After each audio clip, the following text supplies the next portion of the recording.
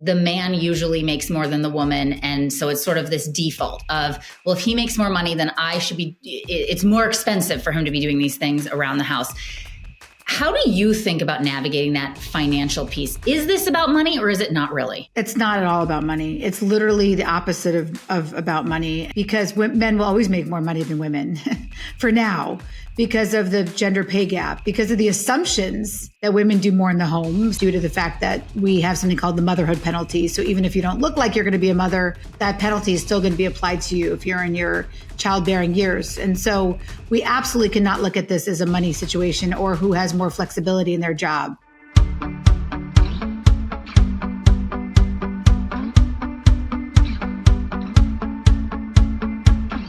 Hi, Eve. I am thrilled to welcome you to the False Tradeoff podcast.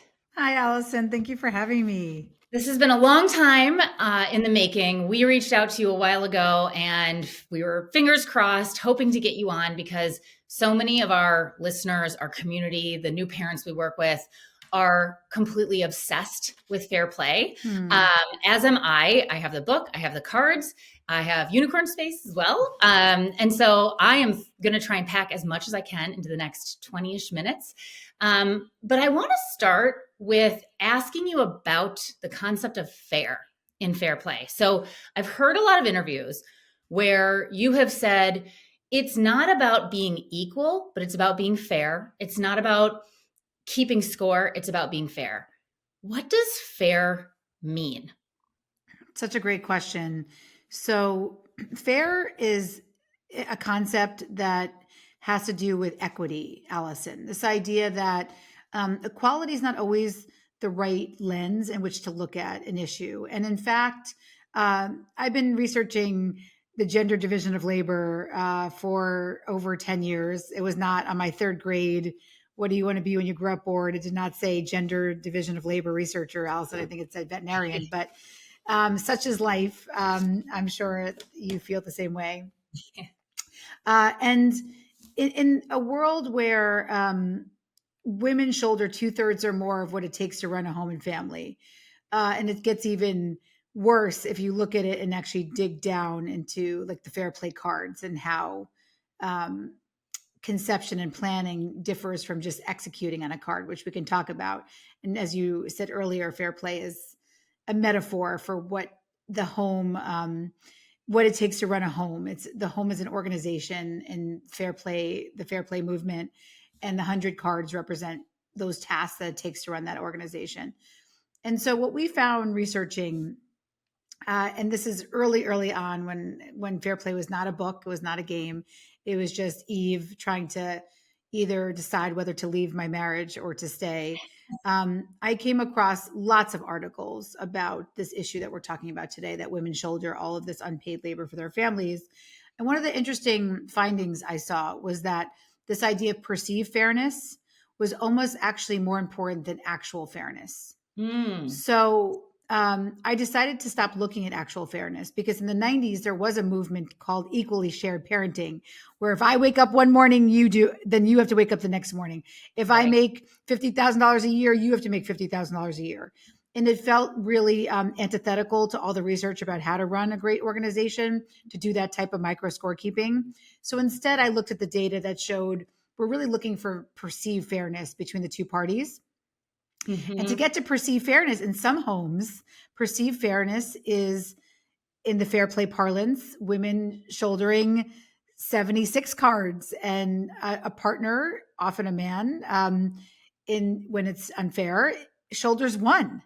Sometimes it was a 50-50 partnership in terms of looking at these tasks, but often it wasn't, Allison. And in fact, that was okay with me, because I knew fair play was going to do better as a tool, as a resource, if I let people play the way that they wanted to play. Yeah. And so that's why I look at perceived fairness between the parties. And I start to ask about perceived fairness as opposed to a 50-50 down the line split in terms of domestic tasks. I want to pull on that idea of perceived fairness, because that actually now makes so much sense to me when I think about all of the inputs that I'm sure couples are thinking about, whether that's who makes more money, who works in office versus working from home, Yep. who has to travel a lot. And so I personally struggle with the idea of what is fair because I have a very different job than my husband. And I like this idea of perceived fairness because it's more about let's make the unsaid said. So as long as we're on the same page and we have a discussion about all the little things that have to happen to make the household run, maybe it is that one person has more cards than the other, but now we feel like it's fair because we've actually talked about it, as opposed to, I think the whole concept here is like, if you don't talk about it, there's usually one person who is sort of spewing in resentment of Yep. everything they're doing. Well, right, what was that, talk about third grade. I think they also put something on the board, right? Like assumptions make an ass out of you and me, right? So what one woman, if you want to put that succinctly, one woman said to me that what Fair Play taught her was that she doesn't have a magical vagina that whispers in her ear to tell her what her husband's mother wants for Christmas. Right. And so if we can get rid of this assumption of these magical vaginas, right, that somehow know how to do everything better. And then in fact, we internalize that by saying somehow women are better multitaskers. In the time it takes me to tell him, her, they what to do, I should do it myself. We say things like, well, my job is more flexible. We start to internalize these toxic time messages is what I call them, so that we justify, we become complicit in our own oppression because we start to justify why we believe what we believe. And so if we can take a sort of a step back and say, yes, fairness is going to look different for everybody. But the one thing I'm asking for is to replace your assumptions for some version of structured decision making. Mm-hmm. And we know, and Jessica Nordell has a great book called The End of Bias, that the way to end bias, actually, in many areas, not just in the home, is to replace assumptions with structured decision making. And unfortunately, the structured decision making, Allison, can't just be on who does what in the home. Otherwise, fair play cards would have been invented already, years and years ago. Unfortunately, what we need to address is just bigger than who does what. It's looking at getting rid of assumptions and adding that structured decision making for three things: systems, which is what we just talked about. That is the who does what, the tasks, the fair play cards. But unfortunately, that's not enough. You also have to have those assumptions traded for structured decision making around our boundaries, how we perceive each other's time, and also structured decision-making tools for how we communicate. Mm-hmm. And so that's why Fair Play had to become a movement, because it's really a secret formula for how to run your home, recognizing that, of course, what you do is so important, because we need to have corporations be involved, and we need the federal government involved and state governments involved to make things easier for parents. So thank you, Allison, for all of your incredible work. But at least we know, even if we're breathing polluted air, we still have to breathe. And so what Fair Play says is that you can take agency in your own home while we wait for these other things to happen. And part of that taking agency in your own home is that structured decision-making around a secret formula of 1, boundaries, 2, systems, and 3, communication. What role does money have in this? I have to, and you talk about this a little bit, or not a little bit, you do talk about this in your book around how part of the problem potentially is that, as a sweeping generalization, in heterosexual couples, the man usually makes more than the woman. And so it's sort of this default of, well, if he makes more money, then I should be, it's more expensive for him to be doing these things around the house. How do you think about navigating that financial piece? Is this about money, or is it not really?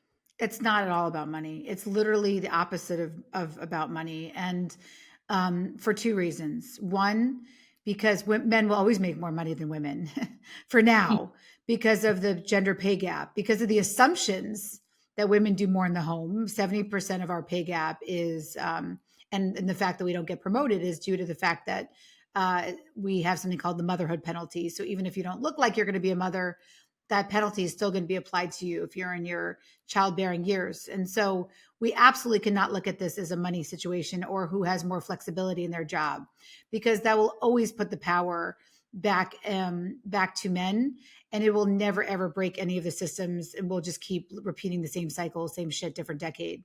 So instead, I like to say is that we have to look at time and how you want to live and act in your home organization.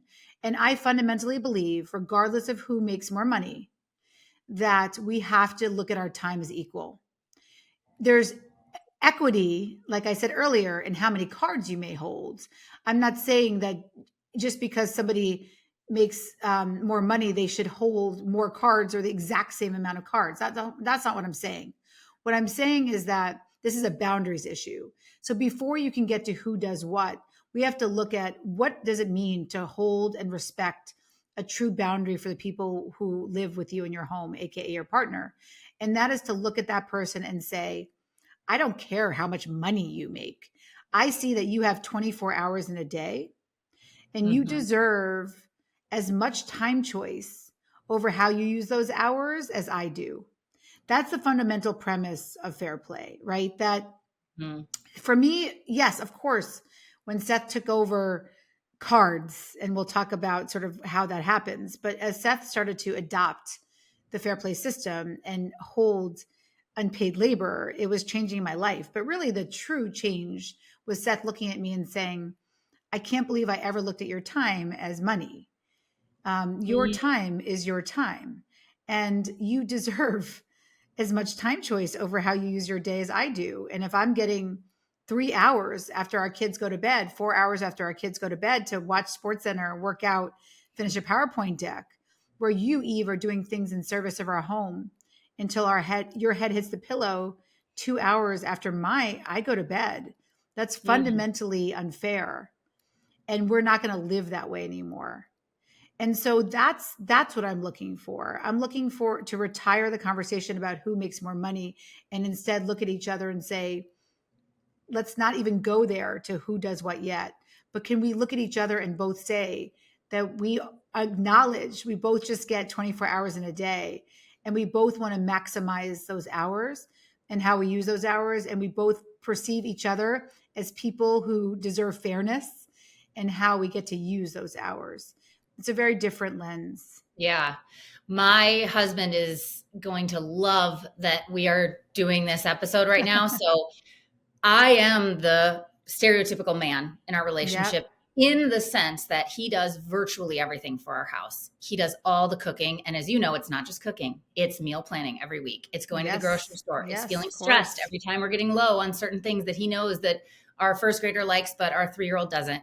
He owns that. He does basically every single thing around the house. And then one time I said, well, I do the cleaning. And he said, you write the check to the cleaning lady and half the time you forget.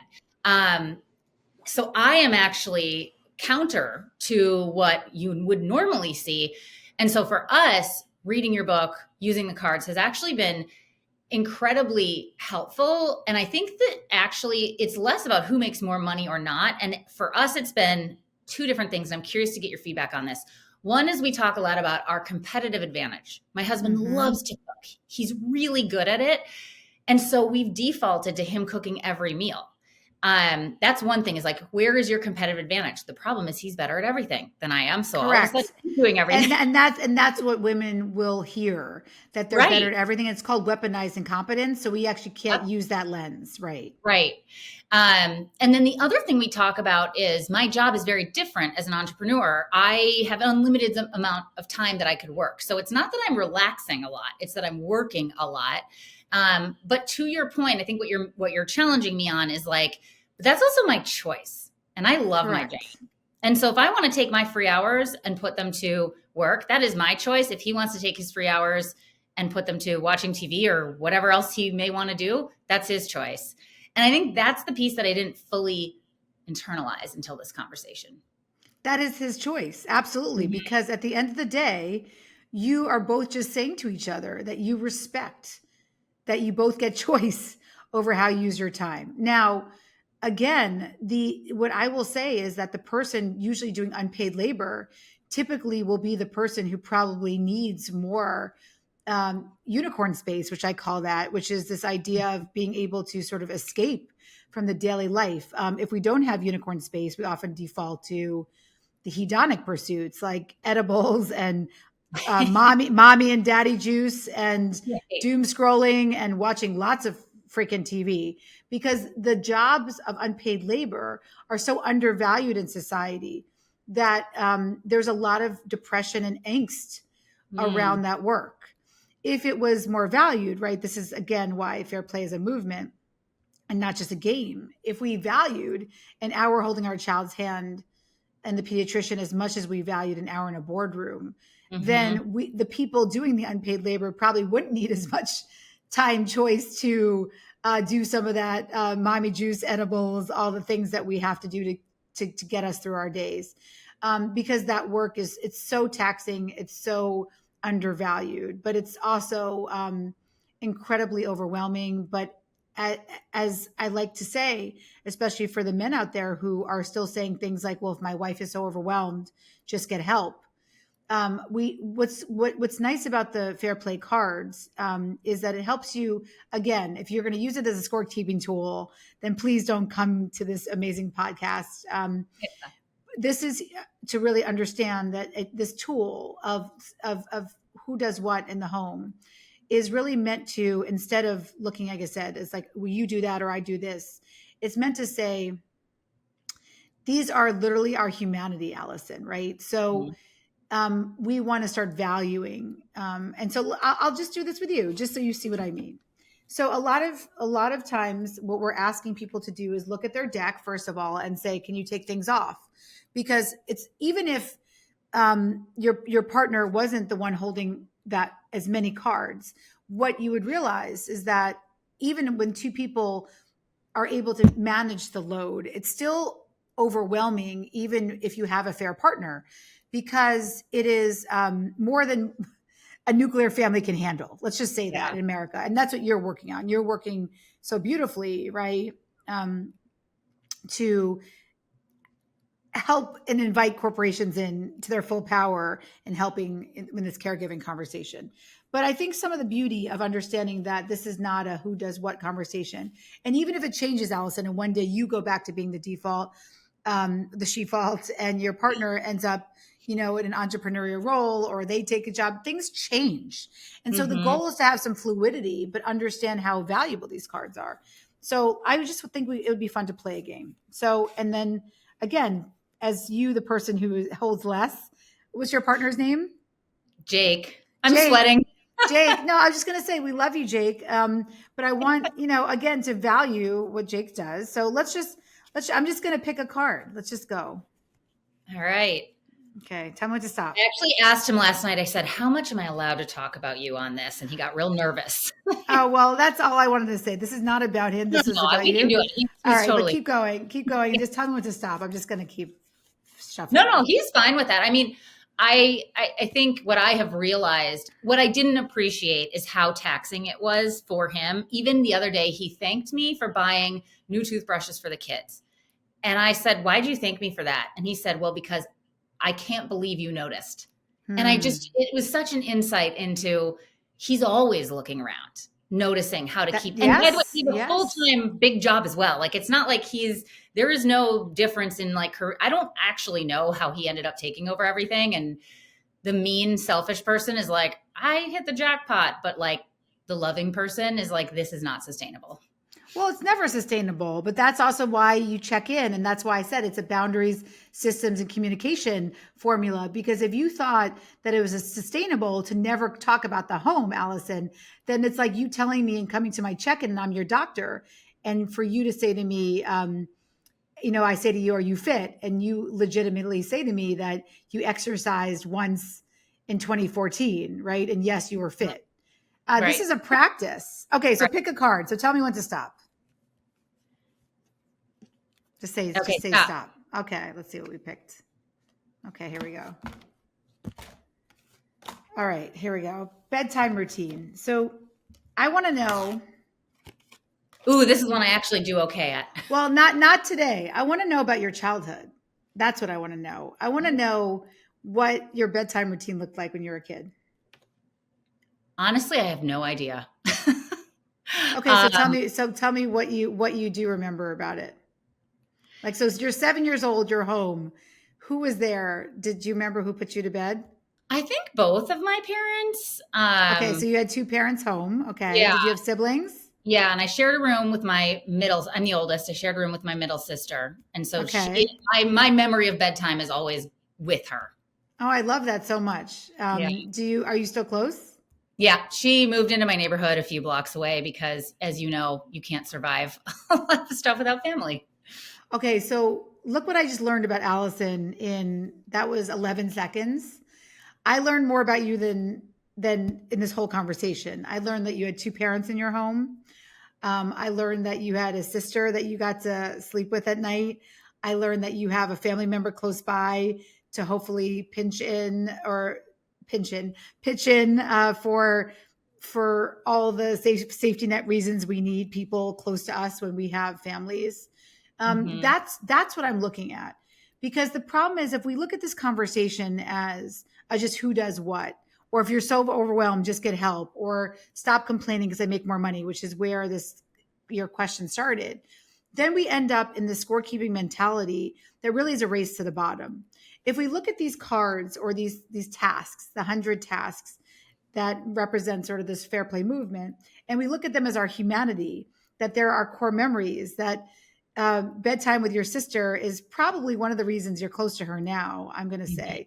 Um, then we know a lot about Allison. We also know maybe where Allison would come from. So say I see later on that you and your partner have a disagreement about whether kids should share a room. That may come from Seth and Hmm. I had that disagreement. I wanted my kids to share a room. He wanted them to have their own room. Again, that's a privilege. I was afraid growing up, but I also didn't have a parent who put me to bed at night because my mother was a professor. She was a single mother and she taught night classes. So I put my disabled brother to sleep, but I put him on a mat in my room and I wouldn't let him leave my room because I was scared at night to go to sleep by myself. Right. So I do value kids sharing a room, whereas my partner had his own room, Seth, and he thinks it's important to value that independence and people are going to want their own room as they become teenagers. And so we've gotten into actually some values conversations around, do our kids share a room or not?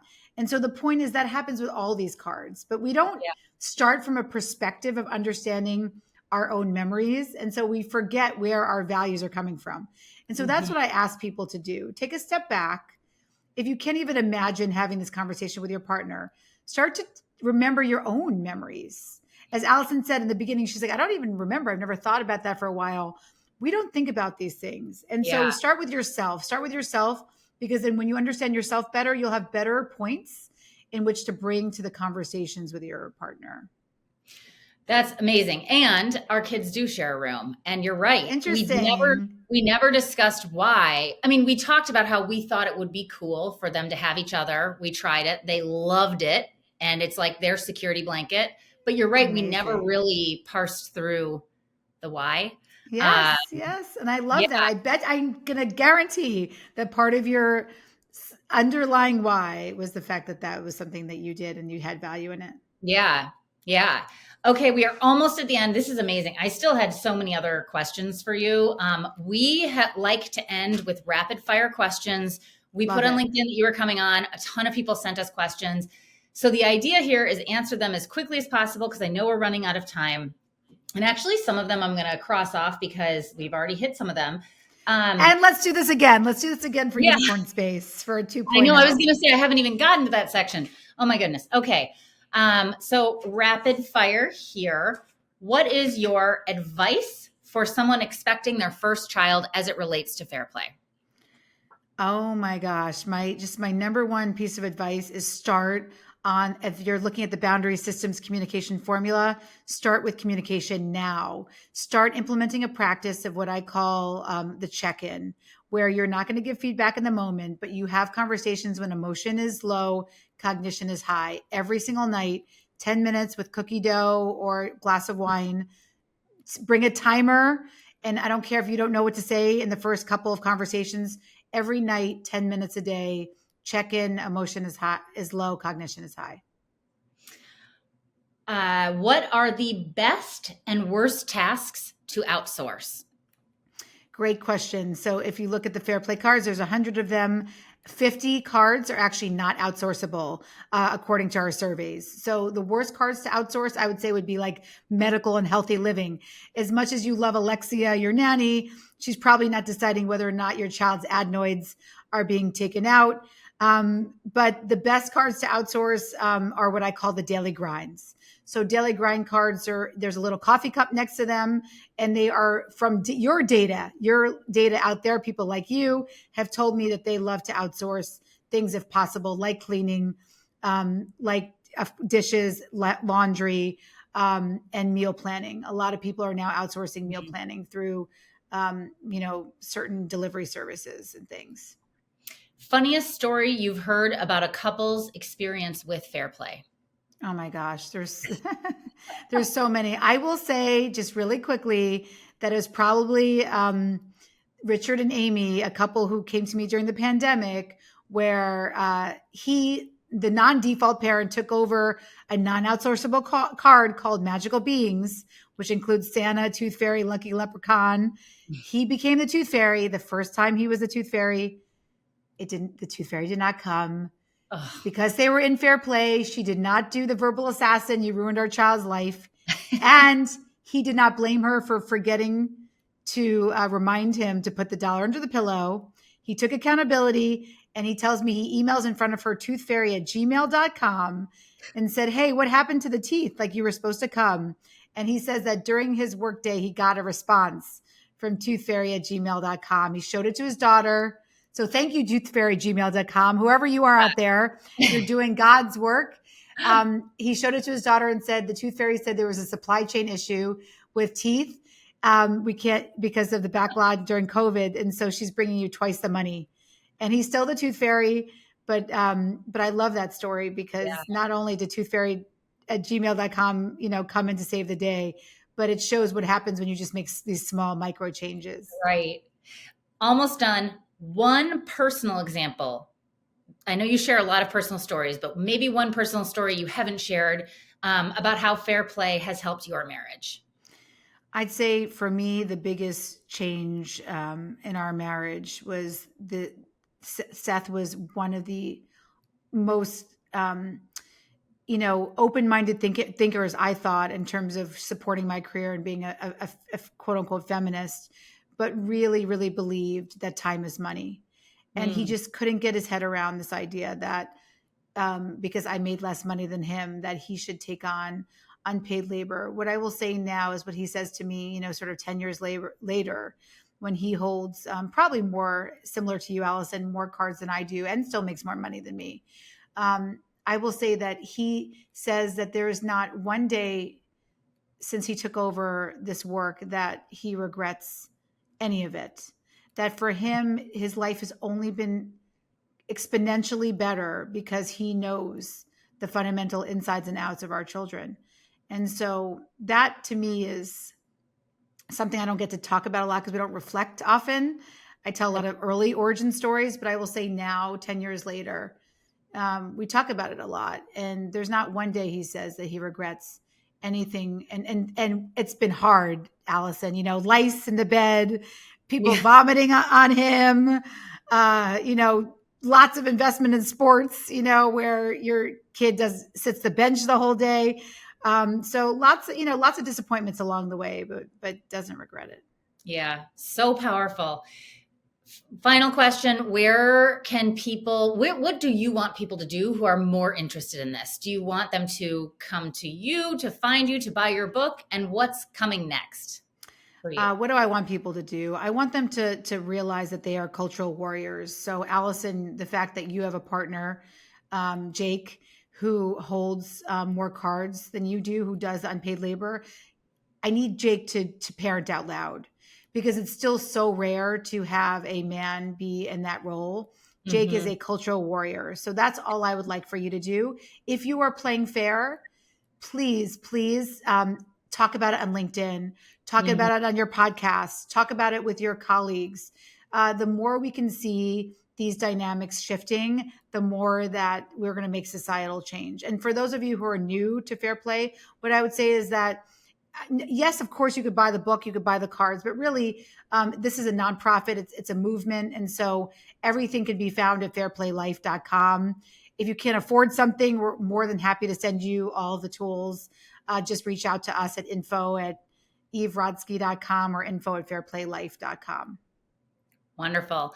Well, I've learned a lot today. I think Jake is going to be thrilled to hear this. And it is something that we talk a lot about how we are not normal, quote unquote. We are not representative.